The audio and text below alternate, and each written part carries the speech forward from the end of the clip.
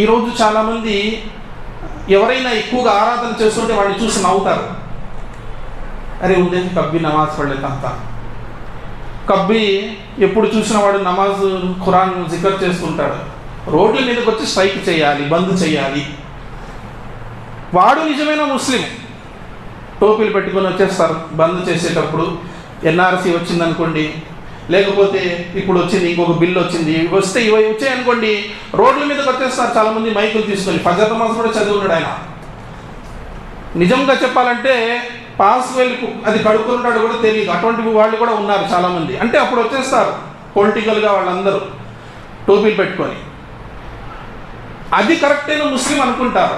అల్లాహు అక్బర్. అల్లా అంటున్నాడు, ఎవరు అసలు వలీ అంటే ఎవరు? హదీసు కుర్సీలో అల్లా తబారక వ తఆలా అంటున్నాడు, ఎవరైతే నా వలీతో శత్రుత్వం పెంచుకుంటారో అటువంటి వ్యక్తికి విరుద్ధంగా నేను యుద్ధాన్నే ప్రకటిస్తాను అని అల్లా అంటున్నాడు.